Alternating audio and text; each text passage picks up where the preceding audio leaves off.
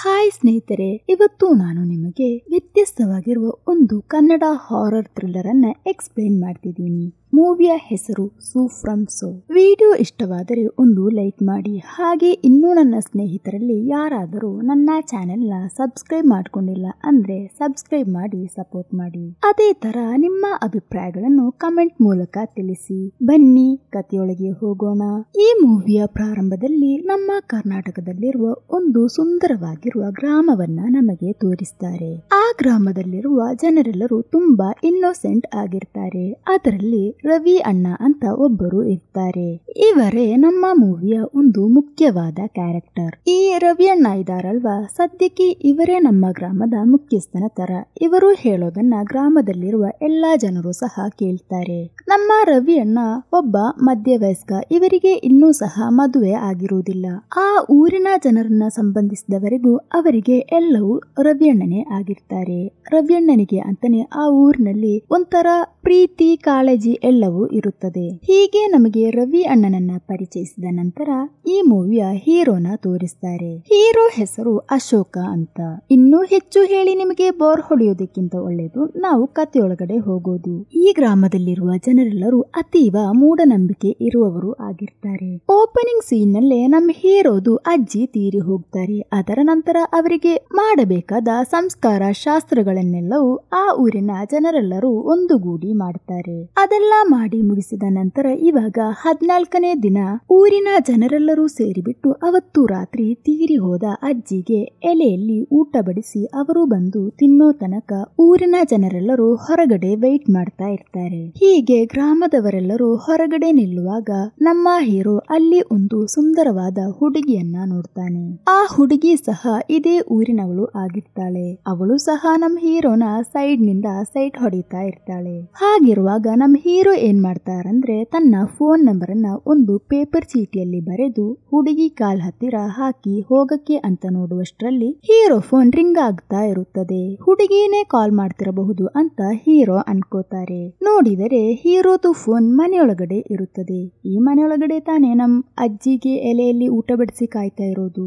ಆದರೆ phone ring ಆದ ತಕ್ಷಣ ನಮ್ ಹೀರೋ ಏನ್ ಮಾಡ್ತಾರೆ ಅಂದ್ರೆ ಬೇಗನೆ ಬಾಗಿಲು ತೆರೆದು ಬಿಟ್ಟು ಒಳಗಡೆ ಹೋಗಿ ಫೋನ್ ಅನ್ನ ತಗೋ ಬರ್ತಾರೆ. ಮೊತ್ತ ಗ್ರಾಮ ಕೂಡ ನಮ್ ಹೀರೋನ ಇವಾಗ ಗುರಾಯಿಸ್ತಾ ಇರ್ತಾರೆ. ಅದರಲ್ಲೂ ನಮ್ ರವಿ ಅಣ್ಣ ಏನ್ ಮಾಡ್ತಾರೆ ಅಂದ್ರೆ ಹೀರೋ ತಲೆಗೇನೆ ಒಂದು ಕೊಟ್ಟು ಬಿಟ್ಟು, ಏನೋ ಎಲೆಯಲ್ಲಿ ಊಟ ಬಡಿಸಿಬಿಟ್ಟು ಅಟ್ಲೀಸ್ಟ್ ಒಂದು 10 ನಿಮಿಷ ಕೂಡ ನಿನ್ನ ಕೈಯಲ್ಲಿ ಕಾಯುವುದಕ್ಕೆ ಆಗೋದಿಲ್ವಾ, ಇವಾಗ ಯಾಕೋ ಮನೆಯೊಳಗಡೆ ಹೋಗಿದ್ದು ಅಂತ ಹೆದರಿಸಿ ಕೇಳಿದಾಗ, ಏನಿಲ್ಲ ಅಣ್ಣ ಜಸ್ಟ್ ಫೋನ್ ತಗೊಳಕ್ಕೆ ಅಂತ ನಮ್ ಹೀರೋ ಕೂಡ ಒಂಥರ ಮುಜುಗರದಿಂದ ಹೇಳ್ತಾರೆ. ಇಷ್ಟು ಕಷ್ಟಪಟ್ಟು ಫೋನ್ ತಗೊಂಡು ಬಂದಿದೀವಲ್ವಾ, ಆ ಹುಡುಗಿ ಆದ್ರೂ ಕಾಲ್ ಮಾಡಿದಳ ಅಂತ ನೋಡಿದ್ರೆ ಆ ಹುಡುಗಿಯ ಚೀಟಿಯನ್ನು ಸಹ ತಗೊಂಡಿರುವುದಿಲ್ಲ. ಆ ಹುಡುಗಿ ನೋಡಿದ್ರೆ ನಮ್ ಹೀರೋನ ನೋಡಿ ಒಂಥರ ಕಿಂಡಲ್ ಮಾಡಿ ನಗಾಡ್ತಾ ಇದ್ರೆ ಊರಿನವರೆಲ್ಲರೂ ಇವನನ್ನ ರವಿ ಅಣ್ಣ ಹೊಡೆದಿರೋದನ್ನ ನೋಡಿ ಒಂಥರ ತಮಾಷೆ ಮಾಡ್ತಾರೆ. ಇದು ನೋಡಿ ನಮ್ ಹೀರೋಗೂ ಸಹ ಒಂಥರ ಇನ್ಸಲ್ಟ್ ಆಗುತ್ತದೆ. ಅದಾದ್ಮೇಲೆ ಎಲೆಯಲ್ಲಿ ಊಟ ಬಡಿಸಿ ಬಂದಿರುವ ಜನರೆಲ್ಲರೂ ಹೊಟ್ಟೆ ತುಂಬಾ ಊಟ ಮಾಡಿ ಅಲ್ಲಿಂದ ಹೊರಡ್ತಾರೆ. ಅಲ್ಲಿಂದ ಕಟ್ ಮಾಡಿದ್ರೆ ಆ ಊರಿನಲ್ಲಿ ಮಾರನೇ ದಿನ ಒಂದು ಮದುವೆ ಇರುತ್ತದೆ. ಆದ್ದರಿಂದ ನಮ್ ರವಿ ಅಣ್ಣ ಅವರ ಜನರನ್ನೆಲ್ಲ ಕರ್ಕೊಂಡು ನೆಟ್ ರಿಸೆಪ್ಷನ್ ಗೆ ಅಂತ ಅಲ್ಲಿಗೆ ಹೋಗಿರ್ತಾರೆ. ಒಂದು ಮದುವೆ ಅಂದ್ಮೇಲೆ ಪಾರ್ಟಿ ಇದ್ದೇ ಇರುತ್ತಲ್ವಾ, ಅದರಲ್ಲೂ ನಮ್ ಗ್ರಾಮದಲ್ಲಿ ಹೇಳೋದೇ ಬೇಡ. ಹಾಗೆ ಅಲ್ಲಿ ಸೇರಿದ ಗೆಳೆಯರೆಲ್ಲರೂ ಸೇರಿ ಒಂದು ಕಡೆ ಕುಡಿತಾ ಇದ್ದರೆ ರವಿ ಅಣ್ಣ ಕೂಡ ಆ ಪಾರ್ಟಿಯಲ್ಲಿ ಜಾಯಿನ್ ಆಗ್ತಾರೆ. ರವಿ ಅಣ್ಣ ಮತ್ತು ಅವರ ಜನರು ಒಂದು ಕಡೆ ಕೂತ್ಕೊಂಡು ಕುಡಿತಾ ಇರ್ತಾರೆ. ಇನ್ನೊಂದ್ ಕಡೆ ನಮ್ ಹೀರೋ ಮತ್ತು ಅವನ ಗೆಳೆಯರು ಕುಡಿತಾ ಇರ್ತಾರೆ. ನಮ್ ಹೀರೋ ಏನು ಯೋಚನೆ ಮಾಡೋದಂದ್ರೆ ಈ ಗ್ರಾಮದಲ್ಲಿರುವವರೆಲ್ಲರೂ ನಮ್ ರವಿ ಅಣ್ಣನನ್ನೇ ಒಂಥರ ತಲೆ ಮೇಲೆ ಕೂರಿಸ್ತಿದಾರಲ್ವಾ, ಆದ್ರಿಂದ ಇವರನ್ನ ಒಂದ್ಸಲ ಹೊಡಿಲೇಬೇಕು ಅಂತ ಅನ್ಕೋತಾರೆ. ಆದರೆ ಇದ್ಯಾವುದನ್ನು ಸಹ ನಮ್ ಹೀರೋ ಹೊರಗಡೆ ತೋರಿಸೋದಿಲ್ಲ. ಯಾಕಂದ್ರೆ ನಮ್ಮ ಹೀರೋ ಆ ಊರಿನಲ್ಲಿ ಸಾಧಾರಣವಾಗಿರೋ ಒಬ್ಬ ಹುಡುಗ. ಆದರೆ ನಮ್ಮ ರವಿ ಅಣ್ಣ ಆತರ ಅಲ್ಲ.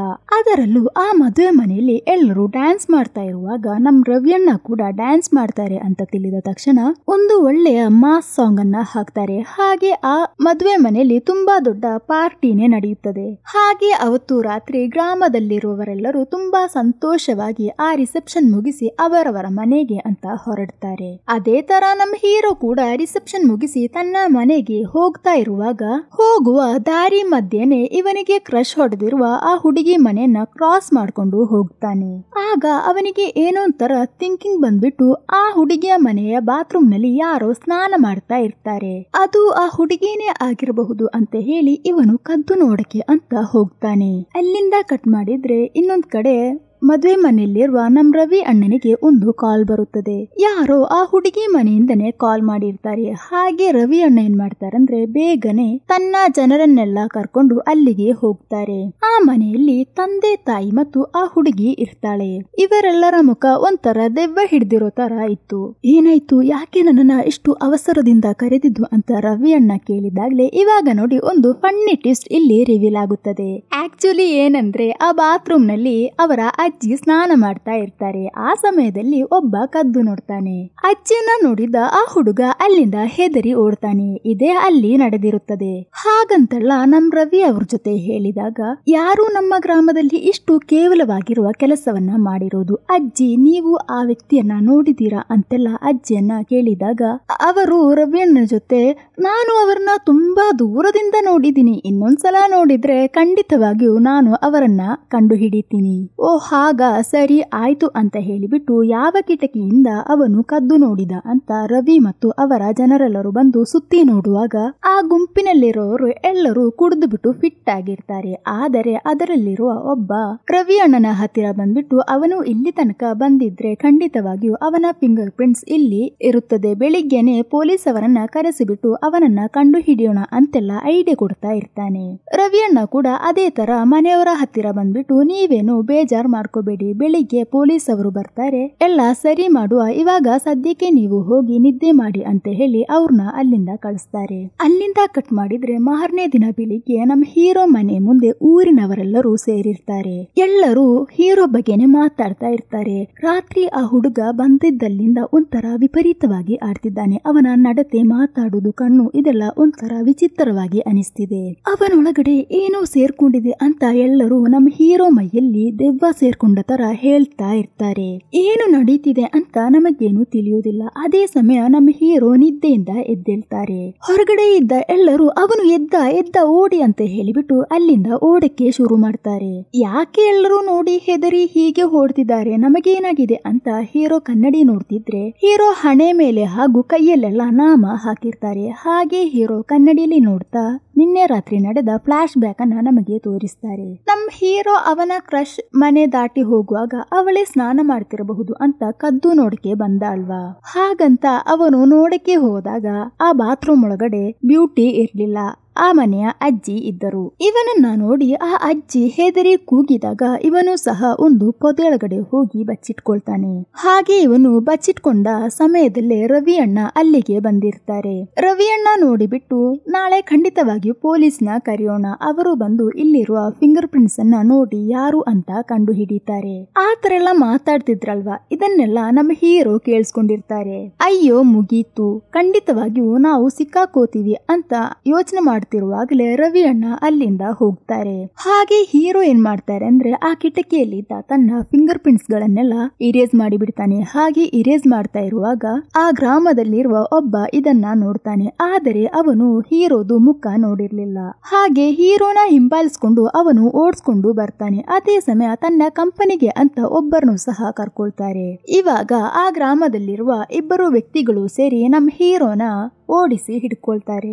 ಈ ರೀತಿ ಹೀರೋ ಸಿಕ್ಕಾಕೊಂಡಾಗ ಹೀರೋ ಆದಷ್ಟು ತನ್ನ ಮುಖವನ್ನ ಕವರ್ ಮಾಡ್ಕೊಳಕ್ಕೆ ಅಂತ ಶ್ರಮಿಸ್ತಾನೆ. ಆದರೆ ಆ ಎರಡು ವ್ಯಕ್ತಿಗಳು ಹೀರೋದು ಮುಖವನ್ನ ನೋಡ್ಬಿಡ್ತಾರೆ. ಏ ಅಶೋಕ, ನೀನೇನಾ ಆ ಅಜ್ಜಿ ಸ್ನಾನ ಮಾಡ್ತಿರೋದನ್ನ ಕದ್ದು ನೋಡಿದು ಹಾಗಂತ ಇವರು ಕೇಳಿದಾಗ ಪಟ್ಟಂತ ನಮ್ಮ ಹೀರೋ ತನ್ನ ಮೈ ಮೇಲೆ ದೆವ್ವ ಸೇರ್ಕೊಂಡ ತರ ತುಂಬಾ ಕಿರ್ಚುತ್ತಾನೆ. ಇದು ನೋಡಿದ ಅವರು ಹೆದರಿ ಹೀರೋನ ಬಿಡ್ತಾರೆ. ನಮ್ಮ ಹೀರೋ ಏನ್ ಮಾಡ್ತಾರಂದ್ರೆ ಅವ್ರ ಕೈಯಲ್ಲಿ ಸಿಕ್ಕಾಕೊಂಡಾಗ ಅಲ್ಲಿಂದ ಬಚಾವ್ ಆಗೋದಕ್ಕೋಸ್ಕರ ಸುಮ್ಮನೆ ದೆವ್ವ ಹತ್ತಿರೋ ತರ ನಾಟಕ ಮಾಡಿ ಈ ದೆವ್ವನೇ ತನ್ನ ಕೈಯಲ್ಲಿ ಹೀಗೆಲ್ಲ ಮಾಡ್ಸಿರೋದು ಅಂತ ಅವರನ್ನ ನಂಬಿಸ್ತಾರೆ. ಆದರೆ ಹೀರೋನ ಹಿಡಿದಿರುವ ಇಬ್ಬರು ವ್ಯಕ್ತಿಗಳಿದಾರಲ್ವಾ, ಅವರು ಇದನ್ನೇ ಕನ್ಫರ್ಮ್ ಮಾಡಿಬಿಟ್ಟು ಊರಿನವರೆಲ್ಲರ ಜೊತೆ ಹೇಳ್ತಾರೆ. ಆದ್ದರಿಂದನೇ ಮಾರನೇ ದಿನ ಹೀರೋ ಮನೆ ಮುಂದೆ ಊರವರೆಲ್ಲರೂ ಸೇರಿ ಹೀರೋಗೆ ದೆವ್ವ ಹಿಡಿದಿದೆ ಅಂತ ಮಾತಾಡ್ತಾ ಇದ್ದಿದ್ದು. ಅದೇ ತರ ನಮ್ ಹೀರೋ ಎದ್ದ ತಕ್ಷಣ ಅವ್ರನ್ನ ನೋಡಿ ಹೆದರಿ ಓಡಿದ್ದು. ಇವಾಗ ನಮ್ ಹೀರೋನ ಹೊರಗಡೆನೆ ಬಿಡದೆ ಒಂದು ರೂಮ್ ನೊಳಗಡೆ ಲಾಕ್ ಮಾಡಿ ಇಟ್ಟಿರ್ತಾರೆ. ಇವಾಗ ಹೀರೋ ಮನೆಯಲ್ಲಿರುವ ಅಪ್ಪ, ಅಮ್ಮ, ತಂಗಿ ಹಾಗೆ ಊರಿನವರು ಎಲ್ಲರೂ ಸೇರಿ ಹೀರೋ ಮೈ ಮೇಲೆ ಇರುವ ದೆವ್ವವನ್ನ ನಾವು ಓಡಿಸಿಯೇ ಆಗ್ಬೇಕು. ಅದಕ್ಕೆ ಈ ಊರಿನಲ್ಲಿ ಒಂದು ಸ್ವಾಮಿಯ ಮಗನು ಇದ್ದಾನೆ. ಅವರ ಹೆಸರು ಪ್ರತಾಪ್ ಅಂತ. ಈ ಪ್ರತಾಪ್ ಬೇರೆ ಯಾರು ಅಲ್ಲ, ನಮ್ಮ ಹೀರೋದು ಫ್ರೆಂಡೇ ಆಗಿರುತ್ತೆ. ಇವರ ತಂದೆ ಪೂಜೆ ಆತರ ಕೆಲಸಗಳನ್ನೆಲ್ಲ ಮಾಡ್ತಿದ್ರು. ಇವರ ತಂದೆ ಪೂಜೆ, ಪುರೋಹಿತರು ಈ ತರ ಕೆಲಸವನ್ನೆಲ್ಲ ಮಾಡುತ್ತಿದ್ದರು. ಆದರೆ ಇವಾಗ ಅವರು ತೀರಿ ಹೋದರು. ಆದ್ರಿಂದಲೇ ಊರಿನವರೆಲ್ಲರೂ ಸೇರಿ ಪ್ರತಾಪ್ನ ಹುಡುಕಿಕೊಂಡು ಹೋಗಿರ್ತಾರೆ. ನೋಡಪ್ಪ, ಇದಕ್ಕಿಂತ ಮುಂಚೆ ನಮ್ಮ ಗ್ರಾಮದಲ್ಲಿ ಏನಾದ್ರೂ ತೊಂದರೆ ಆದ್ರೆ ನಿಮ್ಮ ತಂದೆನೇ ಪೂಜೆ ಮಾಡುತ್ತಿದ್ದರು. ಇವಾಗ ಅವರು ತೀರಿ ಹೋದರು. ನಮ್ಮ ಊರಿನಲ್ಲಿ ಇವಾಗ ಒಂದು ಹುಡುಗನಿಗೆ ದೆವ್ವ ಹತ್ಕೊಂಡಿದೆ. ಇವಾಗ ನೀನೇ ಬಂದು ನಮ್ಮೆಲ್ಲರನ್ನ ಕಾಪಾಡ್ಬೇಕು ಅಂತೆಲ್ಲ ಹೇಳಿ ಅವರನ್ನ ಕರೆದಾಗ, ಅಯ್ಯಯ್ಯೋ ನನಗೆ ಇದ್ರ ಬಗ್ಗೆ ಎಲ್ಲ ತಿಳಿದಿಲ್ಲ ಅಂತ ಪ್ರತಾಪ್ ಹೇಳಿದಾಗ, ನಿಮ್ಮ ಅಪ್ಪನ ರಕ್ತ ತಾನೇ ನಿನ್ನ ದೇಹದಲ್ಲಿ ಓಡುತ್ತಿರುವುದು. ನಿನ್ನಿಂದ ಕೂಡ ಮಂತ್ರಗಳನ್ನೆಲ್ಲ ಹೇಳಕ್ಕೆ ಆಗುತ್ತದೆ. ನೀನು ಖಂಡಿತವಾಗಿಯೂ ಬರ್ಲೇಬೇಕು ಅಂತ ಅವನನ್ನ ಫೋರ್ಸ್ ಮಾಡಿ ಕರ್ಕೊಂಡು ಹೋಗ್ತಾರೆ. ಆದರೆ ನಮ್ ಪ್ರತಾಪ್ಗೆ ಪೂಜೆ ಬಗ್ಗೆ ABCD ಗೊತ್ತಿರೋದಿಲ್ಲ. ಪೂಜೆ ನಡೆಸೋದಕ್ಕೆ ಅಂತ ಒಂದು ವೃತ್ತ ಹಾಕಿಬಿಟ್ಟು ಅದರ ನಡುವೆ ಯಾಗ ಆತರೆಲ್ಲ ಹಾಕ್ತಾರಲ್ವಾ, ಯಾವುದೂ ಸಹ ಇವನಿಗೆ ತಿಳಿದಿರುವುದಿಲ್ಲ. ಒಂಥರ ದಡ್ಡಂತರ ಆಡ್ತಿರ್ತಾನೆ. ಆದ್ರೂ ಸಹ ಗ್ರಾಮದವರು ಮಾಡಪ್ಪ ನೀನು ಮಾಡೋದೇ ಪೂಜೆ ಅಂತ ಹೇಳಿಬಿಟ್ಟು ಅವನೊಟ್ಟಿಗೆ ಸೇರ್ತಾ ಇರ್ತಾರೆ. ಅವನು ಸಹ ಪೂಜೆಯನ್ನೆಲ್ಲ ಮಾಡಿಬಿಟ್ಟು ಹೀರೋ ಇರೋ ಆ ಮನೆಗೆ ನೀರೆಲ್ಲ ಹಚ್ಚಿ ದೆವ್ವ ಓಡಿಸೋದಕ್ಕೆ ಅಂತ ಅವನನ್ನ ಕಳಿಸ್ತಾರೆ. ಇವನು ಸಹ ಹೆದರಿಕೆಯಿಂದ ಹೋಗಿ ಬಾಗಿಲನ್ನ ತೆಗಿತಾನೆ.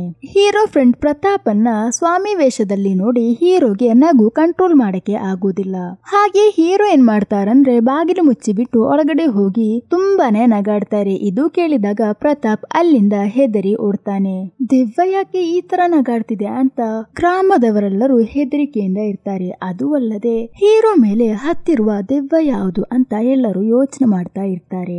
ನಮ್ ಹೀರೋ ನೋಡಿದ್ರೆ ಮನೆಯಲ್ಲಿ ಸುತ್ತ ಸಿನಿಮಾದು ಪೋಸ್ಟರ್ ಗಳನ್ನ ಹಾಕಿರ್ತಾರೆ. ಅದರಲ್ಲೂ ಅದೇ ಊರಿನ ಕಾಂಚನಾದು ಸ್ಟಿಕ್ಕರ್ನು ಸಹ ಹಾಕಿರ್ತಾನೆ. ಅವರ ಊರಿನಲ್ಲಿ ಕಾಂಚನ ಅನ್ನೋ ಮೂವಿಯನ್ನೇ ಕಲ್ಪನಾ ಅನ್ನೋ ಟೈಟಲ್ ನಲ್ಲಿ ರಿಲೀಸ್ ಮಾಡಿದ್ದಾರೆ. ಇದನ್ನೆಲ್ಲ ನೋಡಿ ನಮ್ ಹೀರೋ ಹೊರಗಡೆ ಬಂದು, ನಾನು ಕಲ್ಪನಾ ಬಂದಿದ್ದೀನಿ ಅಂತ ಇವರನ್ನ ಹೆದರಿಸೋಕೆ ಸುಮ್ಮನೆ ಕಿರ್ಚುತ್ತಾನೆ. ಅಷ್ಟೇ, ನಮ್ಮ ಗ್ರಾಮದವರೆಲ್ಲರೂ ತುಂಬಾನೇ ಹೆದರಿ ಬಿಟ್ಟು ಅಲ್ಲಿಂದ ಓಡ್ತಾರೆ. ಆದರೆ ಹೀರೋ ಹೇಳಿರೋ ಕಲ್ಪನಾ ಅನ್ನೋ ಹೆಸರು ಇವರು ಸರಿಯಾಗಿ ಕೇಳಿರೋದಿಲ್ಲ. ಸುಲೋಚನಾ ಅಂತ ಕೇಳಿರ್ತಾರೆ. ಅದು ಆ ಕಡೆ ಕೈ ತೋರಿಸಿ ಹೇಳಿದ್ದಾರೆ. ಅಲ್ಲಿರೋ ಗ್ರಾಮ ಅಂದ್ರೆ ಸೋಮೇಶ್ವರ. ಹಾಗಾದರೆ ಸುಲೋಚನಾ ಫ್ರಮ್ ಸೋಮೇಶ್ವರ.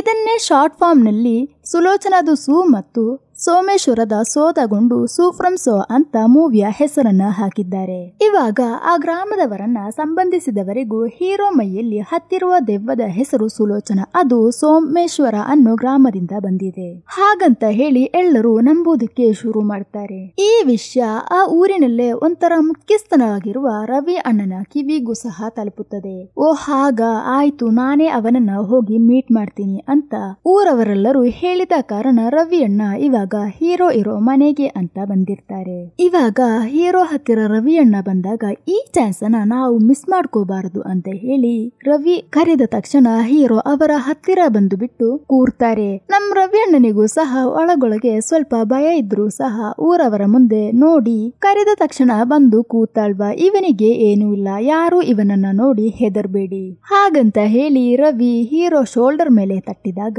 ಪಟ್ ಅಂತ ನಮ್ ಹೀರೋಗೆ ಇದ್ದ ಹಳೆ ಸೇಡನ್ನ ತೀರಿಸ್ಕೊಳ್ಳೋ ರೀತಿ ರವಿ ಅವರ ಕೈಯನ್ನ ಇಟ್ಕೊಂಡು, ಏನೋ ಒಂದು ಹೆಂಗಸು ಮೇಲೆನೆ ಕೈ ಮಾಡ್ತೀಯ ಅಂತ ಹೇಳ್ಬಿಟ್ಟು ರವಿ ಅಣ್ಣನ ಕಪಾಳಕ್ಕೆ 4-5 ಬಾರಿಸ್ತಾನೆ.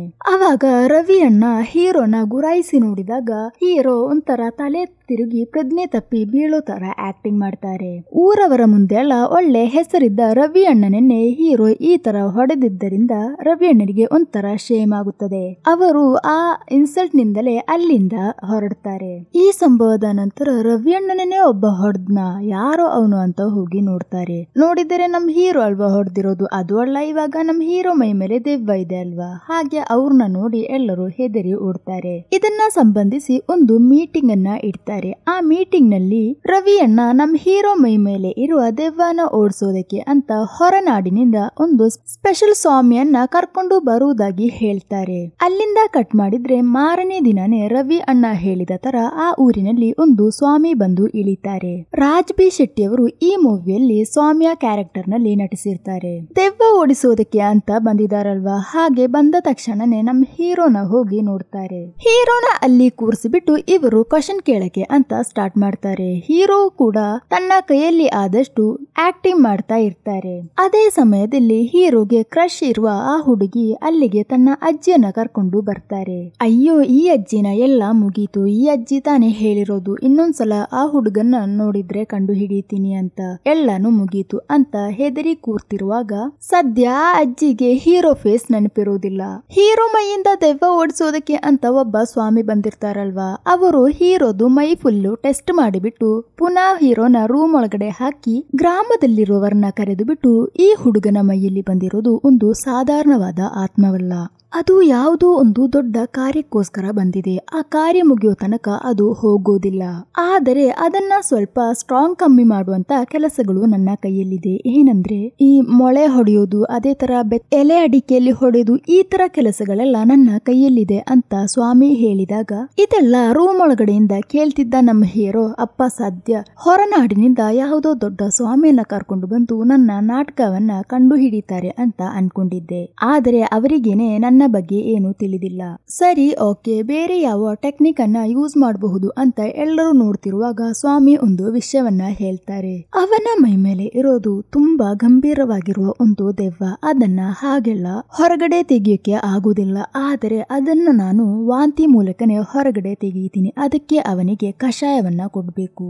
ಈ ಒಂದು ಟ್ವಿಸ್ಟ್ ಅನ್ನ ನಮ್ಮ ಹೀರೋ ಎಕ್ಸ್ಪೆಕ್ಟೇ ಮಾಡಿರೋದಿಲ್ಲ. ಅದೇ ತರ ಮಾರನೇ ದಿನ ಅವನು ಏನು ಹೇಳಕ್ಕೆ ಬರ್ತಿದ್ದಾನೆ ಅಂತ ಸಹ ಕೇಳದೆ ಅವನ ಕೈಕಾಲುಗಳನ್ನ ಕಟ್ಟಿ ಹಾಕಿ ಅವನಿಗೆ ಕಷಾಯವನ್ನ ಕುಡಿಸ್ತಾರೆ. ಅವನು ಸಹ ವಾಂತಿ ಮಾಡ್ತಾ ಇರ್ತಾನೆ. ಒಂದು ಘಟ್ಟದ ನಂತರ ನಮ್ಮ ಹೀರೋ ಹೇಳ್ತಾರೆ, ಅಯ್ಯೋ ನಾನು ಹೇಳೋದನ್ನ ಸ್ವಲ್ಪ ಕೇಳಿ, ನನ್ನ ಮೈ ಮೇಲೆ ಇದ್ದ ದೆವ್ವ ಹೋಯ್ತು, ನನಗೆ ಇವಾಗ ಯಾವುದೇ ರೀತಿಯ ತೊಂದರೆ ಇಲ್ಲ, ನಾನು ಸರಿಯಾಗಿ ಇದ್ದೀನಿ ಅಂತ ನಮ್ಮ ಹೀರೋ ಚೆನ್ನಾಗಿ ಮಾತಾಡ್ತಾ ಇದ್ದಾಗ, ಓಹೋ ಈ ಸ್ವಾಮಿಯವರು ತುಂಬಾ ದೊಡ್ಡ ಸ್ವಾಮಿನೇ, ಹೀರೋ ಮೈ ಮೇಲಿದ್ದ ದೆವ್ವನ ಓಡಿಸ್ಬಿಟ್ರು ಅಂತೆಲ್ಲ ಸ್ವಾಮಿಯವರನ್ನ ಹೊಗಳ್ತಾ ಮಾತಾಡ್ತಾರೆ. ಆದರೆ ನಮ್ಮ ಹೀರೋಗೆ ಮಾತ್ರ ತಿಳಿದಿದೆ ಅವನು ಸರಿಯಾದ ಫ್ರಾಡ್ ಸ್ವಾಮಿ ಅಂತ.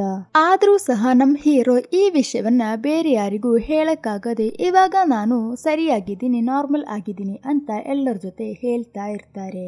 ಆಯ್ತು ಇನ್ನೇನು ಪ್ರಾಬ್ಲಮ್ಸ್ ಎಲ್ಲ ಸಾಲ್ವ್ ಆಯ್ತು ಅಂತ ಅನ್ಕೊಂಡ್ರೆ ನೋಡಿ ಇಲ್ಲಿ ಒಂದು ಟ್ವಿಸ್ಟ್ ಇದೆ. ಇವನು ಮಾರನೇ ದಿನದಿಂದ ಕೆಲಸಕ್ಕೆ ಅಂತ ಹೊರಡುವಾಗ ನೋಡಿ ಅವನು ಈ ಊರಿನವರ ಮನಸ್ಸಿನಲ್ಲಿ ಒಂದು ಭಯವನ್ನ ಕೊಟ್ಟಿದ್ದಾನಲ್ವಾ, ಇನ್ನೂ ಸಹ ಅವರ ಮನಸ್ಸಿನಿಂದ ಅದು ಹೋಗಿರೋದಿಲ್ಲ. ಇವಾಗ ಸಹ ಆ ಊರಿನವರೆಲ್ಲರೂ ನಮ್ಮ ಹೀರೋನ ಒಂಥರ ನೋಡ್ತಿದ್ದಾರೆ. ಆ ಗ್ರಾಮದಲ್ಲಿರುವ ಒಂದು ಚಿಕ್ಕ ಹುಡುಗ ಕ್ಯಾರಮ್ಸ್ ಆಡ್ತಾ ಇರುವಾಗ ಹೀರೋ ಬಂದ್ಬಿಟ್ಟು ಈ ತರ ಎಲ್ಲ ಆಡ್ಬಾರ್ದು ಅಂತ ಹೇಳಿ ಹೆದರ್ಸ್ತಾರೆ. ಚಿಕ್ಕ ಹುಡುಗ ಸಹ ಹೀರೋ ಮಾತನ್ನ ಕೇಳ್ಬಿಟ್ಟು ಅದನ್ನ ತಗೊಂಡೋಗಿ ಒಂದು ಬೆಂಕಿಗೆ ಹಾಕ್ತಾನೆ. ಆದರೆ ಈ ಚಿಕ್ಕ ಹುಡುಗ ಮಾಡಿರೋ ವಿಷಯವನ್ನು ಗ್ರಾಮದಲ್ಲಿರುವ ಯಾರು ಸಹ ನೋಡಿರೋದಿಲ್ಲ. ಇವಾಗ ಹೀರೋ ನಿಂತಲ್ಲಿಂದ ಆ ಬಾರ್ಡ್ ಉರಿತಿರೋದನ್ನ ಗ್ರಾಮದವರು ನೋಡಿ ಇನ್ನೂ ಸಹ ಅವನ ಮೈಯಲ್ಲಿ ಆ ದೆವ್ವ ಇದೆ ಅಂತ ಪುನಃ ಹೆದರಿ ಓಡ್ತಾರೆ. ಇದೇ ತರ ಹಲವಾರು ಘಟನೆಗಳು ಪುನಃ ನಡೆಯುತ್ತಾನೆ ಇರುತ್ತೆ. ಊರವರೆಲ್ಲರೂ ಇನ್ನೂ ಸಹ ಹೀರೋ ಮೈ ಮೇಲೆ ಸುಲೋಚನಾ ಅನ್ನೋಳ ದೆವ್ವ ಇದೆ, ಅದು ಒಂದು ಗಳಿಗೆಗೆ ಮಾತ್ರ ಹೊರಟಿರೋ ತರ ಬರೀ ನಾಟಕ ಮಾಡಿದೆ ಅಂತ ಹೇಳಿ ಎಲ್ಲರೂ ಸೇರಿ ಹೀರೋನ ಪುನಃ ಮನೆಯಲ್ಲೇ ಲಾಕ್ ಮಾಡ್ತಾರೆ. ಅದಾದ್ಮೇಲೆ ಗ್ರಾಮದವರೆಲ್ಲರೂ ಸೇರಿ ಪುನಃ ಆ ಸ್ವಾಮಿಯನ್ನ ಕರ್ಕೊಂಡು ಬಂದು, ಲೋ ಸ್ವಾಮಿ, ಅಶೋಕ ವಾಂತಿ ಮಾಡಿದ್ರೆ ಅವನ ಮೈ ಮೇಲೆ ಇರುವ ಸುಲೋಚನ ಅನ್ನೋ ದೆವ್ವ ಹೋಗುತ್ತೆ ಅಂತ ಹೇಳಿದ್ದೆ, ಇನ್ನೂ ಸಹ ಆ ದೆವ್ವ ಅವನ ಮೈಯಲ್ಲೇ ಇದೆ. ಹೇಗಾದ್ರೂ ಮಾಡಿ ಆ ದೆವ್ವವನ್ನ ಓಡಿಸು ಅಂತ ಹೇಳಿ ಪುನಃ ಸ್ವಾಮಿಯನ್ನ ಕರ್ಕೊಂಡು ಬಂದಾಗ ಸ್ವಾಮಿ ನೋಡಿದ್ರೆ ನಾವೇ ಏನು ಗೊತ್ತಿಲ್ಲದೆ ಇವರನ್ನ ಫೂಲ್ ಮಾಡಿ ಇಲ್ಲಿಂದ ಹೋಗಿದ್ದೀವಿ, ಇನ್ನೂ ಸಹ ಪುನಃ ದೆವ್ವವನ್ನ ಓಡಿಸು ಅಂತ ಕರ್ಕೊಂಡು ಬಂದ್ರೆ ನಾನೇನ್ ಮಾಡ್ಲಿ ದೇವ್ರೆ ಅಂತ ಯೋಚನೆ ಮಾಡ್ತಾ ಪುನಃ ಹೀರೋ ಹತ್ತಿರ ಹೋಗ್ತಾರೆ. ಆಕ್ಚುಲಿ ಇವರು ಫ್ರಾಡ್ ಸ್ವಾಮಿ ಆದ ಕಾರಣ ಇವರೊಳಗಡೆ ಸಹ ಒಂದು ಭಯ ಇರುತ್ತದೆ. ಅದನ್ನೆಲ್ಲ ಮುಚ್ಚಿಟ್ಟು ಬಿಟ್ಟು, ನಾನು ನನ್ನ ಲೈಫ್ ನಲ್ಲಿ ತುಂಬಾ ದೆವ್ವಗಳನ್ನ ಓಡಿಸಿದ್ದೀನಿ, ಆದರೆ ನಿನ್ನ ತರ ನಟನೆ ಮಾಡುವ ಒಂದು ದೆವ್ವವನ್ನ ಫಸ್ಟ್ ಟೈಮ್ ನೋಡ್ತಿದ್ದೀನಿ. ಇದಕ್ಕಿಂತ ಮುಂಚೆ ಹೀರೋ ದೇಹದಿಂದ ಹೋದ ತರ ನಾಟಕ ಮಾಡಿ ಇವಾಗ ಪುನಃ ಬಂದಿದ್ಯಾ ಅಂತ ಹೇಳಿ ಹೊಡೆಕೆ ಅಂತ ಹೋಗುವಾಗ ಅಷ್ಟರಲ್ಲಿ ನಮ್ ಹೀರೋ ಎದ್ದು ಬಿಟ್ಟು ಸ್ವಾಮಿಯನ್ನ ಸರಿಯಾಗಿ ಹೊಡಿತಾರೆ. ಆದರೆ ನಮ್ ಸ್ವಾಮಿ ಏನೂ ನಡೆಯದ ತರ ಹೊರಗಡೆ ಬಂದು ಊರಿನವರ ಜೊತೆ, ಇಲ್ಲಿ ನೋಡಿ ಗ್ರಾಮವಾಸಿಗಳೇ, ಹೀರೋ ಮೇಲೆ ಬಂದಿರುವ ಸುಲೋಚನ ಅನ್ನುವ ದೆವ್ವ ಸಾಧಾರಣವಾಗಿರೋ ಒಂದು ದೆವ್ವವಲ್ಲ, ಅದಕ್ಕೆ ಏನು ತೀರಾ ಆಸೆ ಇದೆ. ನೀವು ಏನ್ ಮಾಡ್ತೀರಾ ಅಂದ್ರೆ ಸೋಮೇಶ್ವರ ಅನ್ನೋ ಗ್ರಾಮದಲ್ಲಿ ಸುಲೋಚನಳ ಮನೆಯನ್ನ ಹೇಗಾದ್ರೂ ಕಂಡು ಹಿಡಿದು ಬಿಟ್ಟು ಅವರ ಮನೆಯಿಂದ ಯಾರನ್ನಾದ್ರೂ ಕರ್ಕೊಂಡು ಬನ್ನಿ, ಆಗ ಮಾತ್ರ ಇವಳ ಆಸೆ ಏನಿದೆ ಅಂತ ಕೇಳಿಬಿಟ್ಟು ಇವನ ಮೈಯಿಂದ ಅವಳನ್ನ ಓಡಿಸಕ್ಕೆ ಸಾಧ್ಯ. ಇದು ಬಿಟ್ರೆ ಬೇರೆ ದಾರಿನೇ ಇಲ್ಲ ಅಂತ ಸ್ವಾಮಿಯವರು ಹೇಳಿದಾಗ ನೆಕ್ಸ್ಟ್ ಸೀನ್ ನಲ್ಲೇ ರವಿ ಅಣ್ಣನವರು 4-5 ಜನರನ್ನ ಕರ್ಕೊಂಡು ಈ ಸೋಮೇಶ್ವರ ಅನ್ನೋ ಊರಿಗೆ ಹೋಗ್ತಾರೆ. ಆಕ್ಚುಲಿ ಈ ಸೋಮೇಶ್ವರ ಅನ್ನೋ ಊರು ಇವರ ಗ್ರಾಮದಿಂದ ಪಕ್ಕದಲ್ಲೇ ಇರುತ್ತದೆ.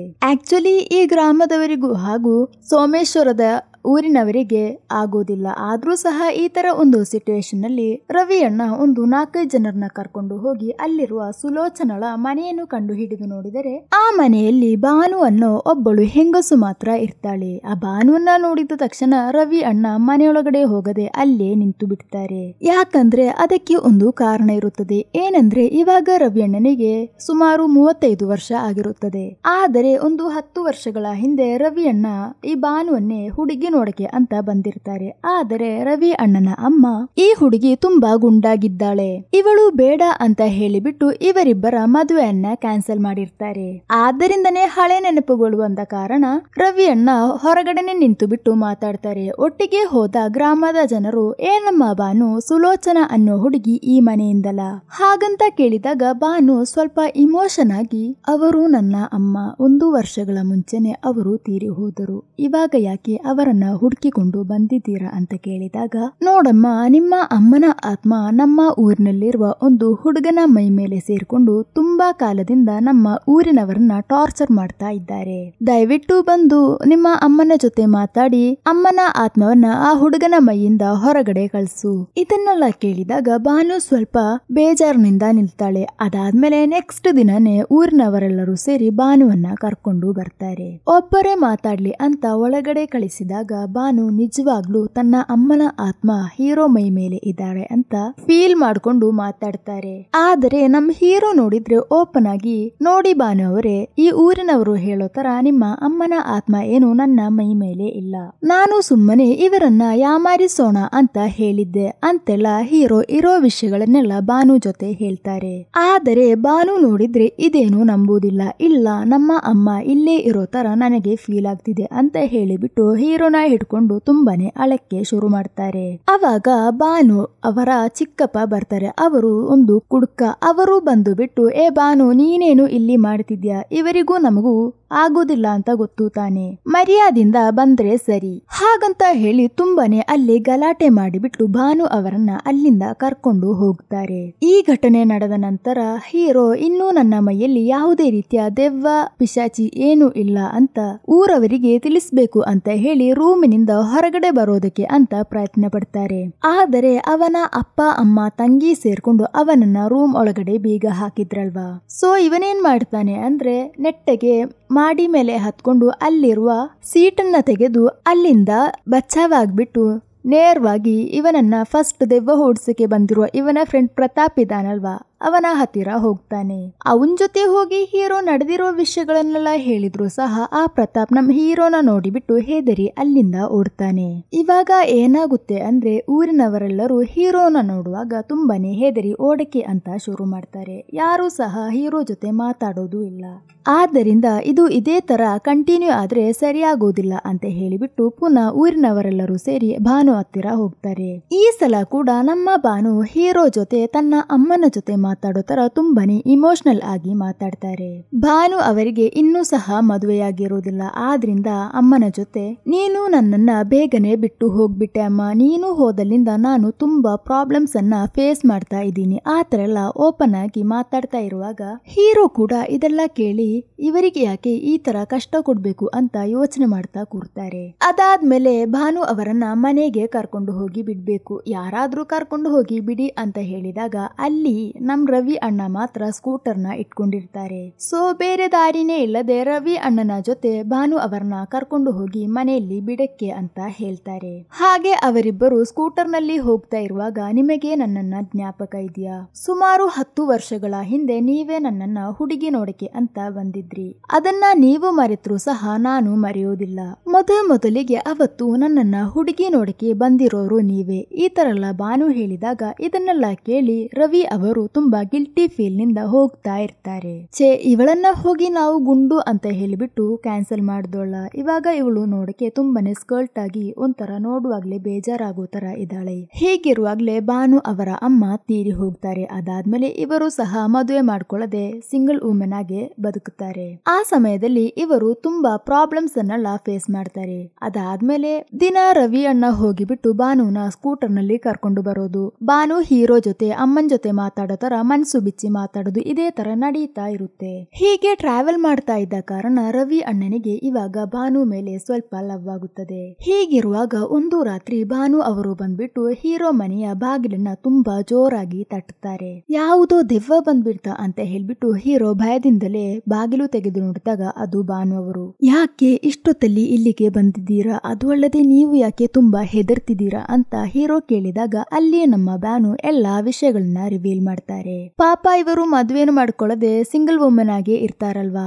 ಆತರ ಒಂದು ಸಂದರ್ಭದಲ್ಲಿ ಇವರ ಚಿಕ್ಕಪ್ಪನೇ ಇವ್ರ ಜೊತೆ ತಪ್ಪಾಗಿ ನಡ್ಕೊಳಕ್ಕೆ ಅಂತ ಪ್ರಯತ್ನ ಮಾಡಿರ್ತಾರೆ. ಅದು ಅಲ್ಲದೆ ಆ ಊರಿನಲ್ಲಿರುವ ಕೆಲವು ಹುಡುಗರು ನೀನು ಸಿಂಗಲ್ ವುಮೆನ್ ಆಗಿ ಇದೆಯಲ್ವಾ, ಇನ್ನೂ ಸಹ ನಿನಗೆ ಮದುವೆಯಾಗಿಲ್ಲ ಅಂತ ಹೇಳಿ ಭಾನು ಜೊತೆ ತಪ್ಪಾಗಿ ನಡ್ಕೊಳಕ್ಕೆ ಅಂತ ಶ್ರಮಿಸಿರ್ತಾರೆ. ಇದನ್ನೆಲ್ಲ ಭಾನು ಬಂದು ಹೀರೋ ಜೊತೆ ತುಂಬಾನೇ ಅಳ್ತಾ ಹೇಳ್ತಾರೆ. ಈ ಊರಿನಲ್ಲಿ ಒಂದು ಹೆಣ್ಣು ಒಂದು ವಯಸ್ಸಾದ್ಮೇಲೆ ಒಬ್ಳೇ ಆಗಿ ಬದುಕಕ್ಕೆ ಸಾಧ್ಯನೇ ಇಲ್ಲ. ಸ್ನಾನ ಮಾಡುವಾಗ ಬಂದು ಕದ್ದು ಮುಚ್ಚಿ ನೋಡೋದು, ಅದು ಅಲ್ಲದೆ ತುಂಬಾ ಜನರು ಬಂದು ಡೈರೆಕ್ಟ್ ಆಗಿ ತಪ್ಪಾದ ವಿಷಯಕ್ಕೆ ಕರೆಯೋದು, ಈ ತರ ಎಲ್ಲ ಮಾಡ್ತಾರೆ ಅಂತ ಹೀರೋ ಜೊತೆ ಹೇಳಿ ತುಂಬಾನೇ ಅಳ್ತಾರೆ. ಇದೆಲ್ಲ ಕೇಳಿದ ನಮ್ ಹೀರೋಗೆ ಏನೋ ಒಂಥರ ಗಿಲ್ಟಿ ಫೀಲ್ ಆಗುತ್ತದೆ. ಯಾಕಂದ್ರೆ ಇದೇ ತರ ಅಲ್ವಾ ಹೀರೋ ಮೂವಿಯ ಪ್ರಾರಂಭದಲ್ಲಿ ಅವನು ಇಷ್ಟಪಡುವ ಹುಡುಗಿ ಸ್ನಾನ ಮಾಡ್ತಿದ್ದಾಳೆ ಅಂತ ಕದ್ದು ನೋಡ್ತಿದ್ದಲ್ವಾ, ಎಷ್ಟು ಕೇವಲವಾಗಿರುವ ಕೆಲಸ ಮಾಡಿದೀವಿ ಅಂತ ಒಂದ್ ಕಡೆ ಹೀರೋ ಯೋಚನೆ ಮಾಡ್ತಾ ಇರ್ತಾರೆ.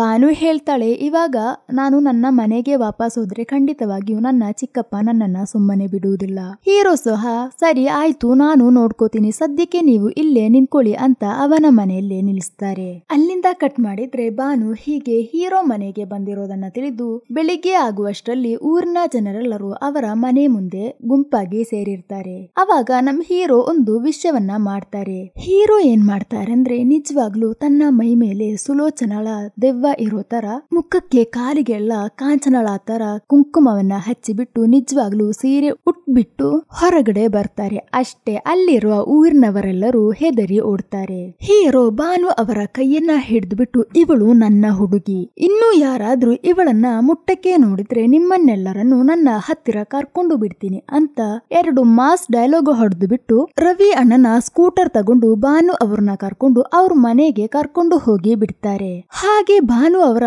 ಮನೆಗೆ ಬಂದಿದ್ದು ಅಲ್ಲಿ ಫುಲ್ ಕುಡಿದು ಟೈಟ್ ಆಗಿರುವ ಭಾನು ಅವರ ಚಿಕ್ಕಪ್ಪ ಇರ್ತಾರಲ್ವಾ, ಚಿಕ್ಕಪ್ಪನನ್ನ ಸರಿಯಾಗಿ ಹೊಡೆದು ಬಿಟ್ಟು ಲೋ ಇವಳು ನಿನಗೆ ಮಗಳು ಇರೋ ತರ, ಇವಳನ್ನೇ ನೀನು ಹೇಗೆ ತಪ್ಪಾಗಿ ನೋಡ್ತೀಯಾ ಹಾಗಂತ ಹೇಳಿ ಚಿಕ್ಕಪ್ಪನ ಸರಿಯಾಗಿ ಹೊಡೆದು ಬಿಟ್ಟು ಇನ್ನೂ ನನ್ನ ಮಗಳು ನನ್ನ ಜೊತೆನೆ ಇರ್ತಾಳೆ ಅಂತ ಹೇಳಿಬಿಟ್ಟು ಭಾನುವನ್ನ ಕರ್ಕೊಂಡು ಹೋಗುವಾಗ ಭಾನು ಕೂಡ ಹೀರೋ ಜೊತೆ ಸೇರ್ಕೊಂಡು ಚಿಕ್ಕಪ್ಪನ ಸರಿಯಾಗಿ ಹೊಡೆದು ಬಿಟ್ಟು ಅಲ್ಲಿಂದ ಹೊರಗಡೆ ಬರ್ತಾಳೆ. ಅದಾದ್ಮೇಲೆ ಭಾನು ಜೊತೆ ಇನ್ನೂ ತಪ್ಪಾಗಿ ನಡ್ಕೊಂಡಿರುವ ಆ ಊರಿನ ಕೆಲವು ಹುಡುಗರು ಇರ್ತಾರಲ್ವಾ, ಅವರೆಲ್ಲರೂ ಸೇರಿ ಹೇಳ್ತಾರೆ, ಪಕ್ಕದ ಊರಿನಿಂದ ಒಬ್ಬ ದೆವ್ವದ ವೇಷವನ್ನ ಹಾಕಿಕೊಂಡು ಇಲ್ಲಿ ಬಂದು ನಮ್ಮ ಊರಿನ ಹುಡುಗಿಯನ್ನೇ ಕರ್ಕೊಂಡು ಹೋದ್ರೆ ನಾವು ಇನ್ನು ಸುಮ್ಮನಿರ್ತೀವ ಹಾಗಂತ ಹೇಳಿ ಇವರು ಹೀರೋನ ತುಂಬಾನೇ ಹೊಡಿತಾರೆ. ಇದನ್ನ ನಮ್ಮ ರವಿ ಅಣ್ಣ ನೋಡ್ತಾರೆ. ಇಷ್ಟು ಕಾಲ ತನ್ನ ಫುಲ್ ಮಾಸನ್ನ ಊರವರಿಗೆ ತೋರಿಸಿರುವುದಿಲ್ಲ. ಇವಾಗ ಹೀರೋನ ಕಾಪಾಡೋದಕ್ಕೆ ಅಂತ ಅಲ್ಲಿಗೆ ಇಳಿದು ಬಿಟ್ಟು ಅವರೆಲ್ಲರನ್ನು ಸರಿಯಾಗಿ ಹೊಡಿತಾರೆ ನಮ್ಮ ರವಿ ಅಣ್ಣ.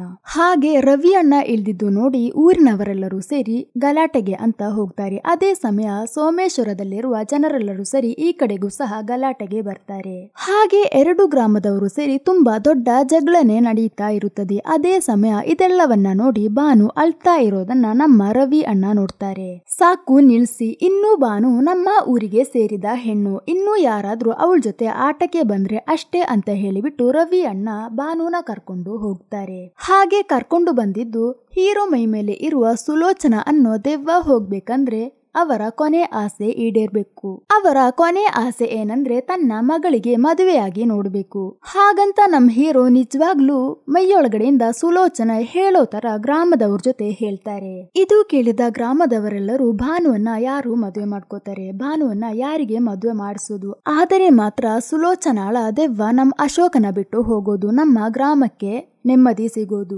ಹಾಗಂತೆಲ್ಲ ಮಾತಾಡ್ತಾ ಇರುವಾಗ ಅವಾಗ ಅಲ್ಲಿಗೆ ನಮ್ಮ ರವಿ ಅಣ್ಣ ಹೀರೋ ತರ ಎಂಟ್ರಿ ಮಾಡಿಬಿಟ್ಟು ಭಾನುನ ನಾನೇ ಮದುವೆ ಮಾಡ್ಕೋತೀನಿ, ನನಗೆ ಭಾನುನ ಮದುವೆ ಮಾಡಿಕೊಳ್ಳಕ್ಕೆ ಯಾವುದೇ ರೀತಿಯ ತೊಂದರೆ ಇಲ್ಲ, ಅವರಿಗೆ ಇಷ್ಟ ಇದ್ದರೆ ನಾನು ಇದಕ್ಕೆ ಓಕೆ ಅಂತ ನಮ್ಮ ರವಿ ಅಣ್ಣ ಹೇಳ್ತಾರೆ. ಭಾನು ಕೂಡ ಇವಾಗ್ಲೂ ಸಹ ತನ್ನ ಅಮ್ಮ ಹೀರೋ ಮೈ ಮೇಲೆ ಇದ್ದಾರೆ ಅನ್ನೋ ನಂಬಿಕೆಯಲ್ಲಿ ಹೀರೋನ ನೋಡ್ತಾರೆ. ಹೀರೋ ಕೂಡ ನೀನು ಧಾರಾಳವಾಗಿ ರವಿ ಅವರನ್ನ ಮದುವೆ ಮಾಡ್ಕೋ ಹಾಗಂತ ಹೇಳಿದಾಗ ಕೊನೆಗೆ ಊರವರೆಲ್ಲರೂ ಸೇರಿ ರವಿ ಹಾಗೂ ಭಾನು ಅವರಿಗೆ ಮದುವೆಯನ್ನ ನಡೆಸ್ತಾರೆ. ಆ ಮದುವೆ ನಡೆದಿದ್ದರಿಂದ ನಮ್ಮ ಹೀರೋ ಮೈ ಮೇಲೆ ಇದ್ದ ಸುಲೋಚನಾ ಅನ್ನೋ ದೆವ್ವ ಕೂಡ ಹೊರಗಡೆ ಹೋಯ್ತು ಅಂತ ಊರಿನವರೆಲ್ಲರೂ ನಂಬುತ್ತಾರೆ. ಹಾಗೆ ಈ ಮೂವಿಯನ್ನು ಸಹ ಮುಕ್ತಾಯಗೊಳಿಸ್ತಾರೆ. ಹೇಗಿತ್ತು ಸ್ಟೋರಿ? ಇಷ್ಟವಾಯ್ತಾ? ಸ್ಟೋರಿ ಬಗ್ಗೆ ನಿಮ್ಮ ಅಭಿಪ್ರಾಯಗಳನ್ನು ಕಮೆಂಟ್ ಮೂಲಕ ತಿಳಿಸಿ. ಹಾಗೆ ವಿಡಿಯೋ ಇಷ್ಟವಾಗಿದ್ದರೆ ಒಂದು ಲೈಕ್ ಮಾಡಿ, ಫ್ರೆಂಡ್ಸ್ ಅಂಡ್ ಫ್ಯಾಮಿಲಿಗೆ ಶೇರ್ ಮಾಡಿ, ಸಪೋರ್ಟ್ ಮಾಡಿ. ಈ ತರ ಹೊಸದಾಗಿ ರಿಲೀಸ್ ಆಗಿರುವ ಮೂವಿಯ ವಾಯ್ಸ್ ಓವರ್ ಕೇಳಲು ಇಷ್ಟಪಡುವವರು ನನ್ನ ಚಾನೆಲ್ಗೆ ಸಬ್ಸ್ಕ್ರೈಬ್ ಮಾಡ್ಕೊಳ್ಳಿ.